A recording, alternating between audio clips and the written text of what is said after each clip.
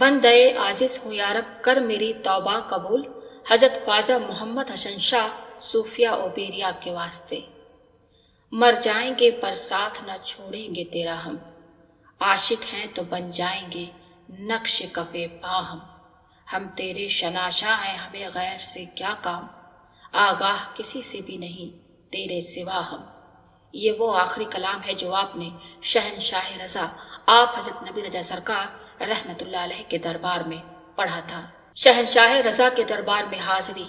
سلطان العارفین حضرت محمد نبی رضا شاہ صاحب قبلہ کے دربار عالیہ لکھنؤ شریف میں سب سے پہلی حاضری سلطان العارفین حضرت محمد نبی رضا شاہ قبلہ کے وصال کے بعد چہلم کے سلسلے میں ہوئی تھی۔ اس وقت آپ سلطان العاشقین حضرت محمد عنایت میاں شاہ قبلہ کے ہمراہ لکھنؤ شریف حاضر ہوئے۔ محترمہ دادی صاحبہ کا قیام حضرت سلطان العارفین قبلہ کے وصال کے بعد لکھنؤ شریف میں تھا، اس لیے مریدین اور متعاقدین حضرت کو قیام و طعام کے سلسلے میں کوئی پریشانی نہیں ہوتی تھی۔ سلطان العاشقین حضرت محمد عنایت حسن شاہ قبلہ بھی مسند سجادگی پر رونق افروز نہیں ہوئے تھے، بلکہ باسلسلہ ملازمت آپ کا قیام زیادہ تر ریاست رامپور کے اطراف میں رہتا تھا۔ عام دنوں میں لکھنؤ میں آستان عالیہ پر حاضری کے علاوہ عرس مبارک میں حاضری ہوتی تھی۔ دوسری مرتبہ جب آپ نے دربار عالیہ جہانگیریہ چٹکام کا سفر فرمایا اور وہاں سے واپسی پر دربار غریب نواز میں حضرت مولانا عبدالشکور شاہ صاحب قبلہ اور دیگر حضرات کی موجودگی میں سلطان العاشقین حضرت محمد عنایت حسن شاہ قبلہ کے سجادہ نشین ہونے کا اور اجتماعی اجازت و خلافت کا اعلان ہوا، اور اسی کے ساتھ ساتھ حضرت سلطان الاولیاء قبلہ نے سلطان العاشقین حضرت محمد عنایت حسن شاہ قبلہ کے دست حق پرست پر تجدید بیعت کی۔ سلطان العاشقین حضرت محمد عنایت حسن شاہ نے آپ کی اجازت و خلافت کا اعلان فرمایا۔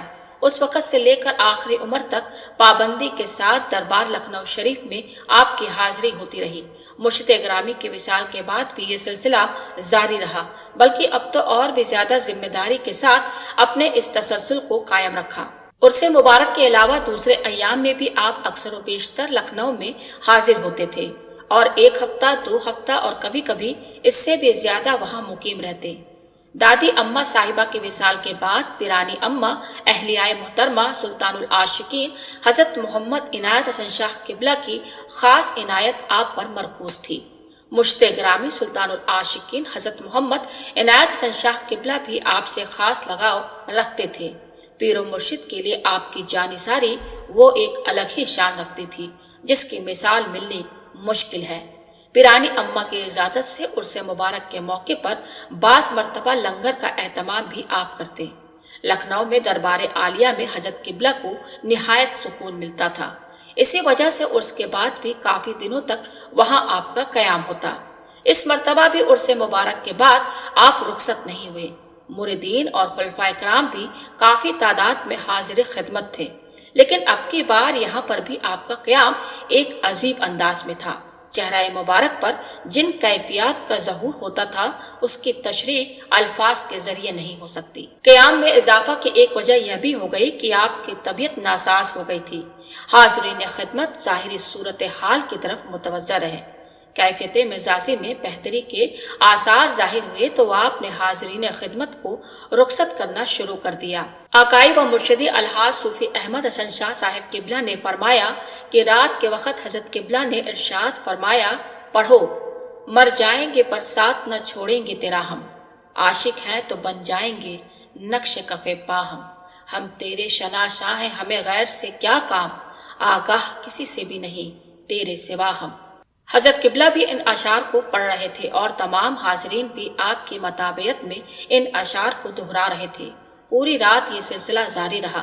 اسی دوران حضرت قبلہ پر رقت طاری ہو گئی۔ آپ کے ساتھ ساتھ تمام حاضرین پر بھی اسی کیفیت کا ظہور تھا۔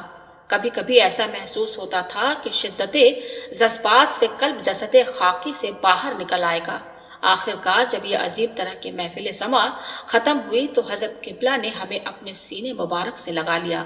ہماری آنکھوں سے بے اختیار آنسوؤں کا سلسلہ امڑ پڑا۔ آپ نے تسلی دی اور فرمایا، بھائی گھبرانے کی بات نہیں، ہمارا کام اس کی رضا میں راضی رہنے کا ہے۔ بہت مشکل سے دل کو سنبھالا، قدم بوشی کی اور حضرت قبلہ نے رخصت فرما دیا۔ 10-20 قدم چل کر پیچھے مڑ کر دیکھا تو حضرت قبلہ دونوں ہاتھ چوکھٹ کے دونوں بازوؤں پر رکھے ہوئے کھڑے تھے اور نہایت ہی حسرت بھرے انداز میں دیکھ رہے تھے۔ ہم نے پھر قدم پوشی کی اور تھوڑی دور جا کر مڑ کر دیکھا تو حضرت قبلہ اسی انداز میں قیام فرما ہے۔ ہم نے پھر قدم پوشی کی۔ حضرت قبلہ کی قیام گاہ سے بڑا دروازہ کافی فاصلے پر ہے۔ اتنے فاصلے میں 4 یا 5 مرتبہ ہمیں قدم پوشی کی سعادت حاصل ہوئی۔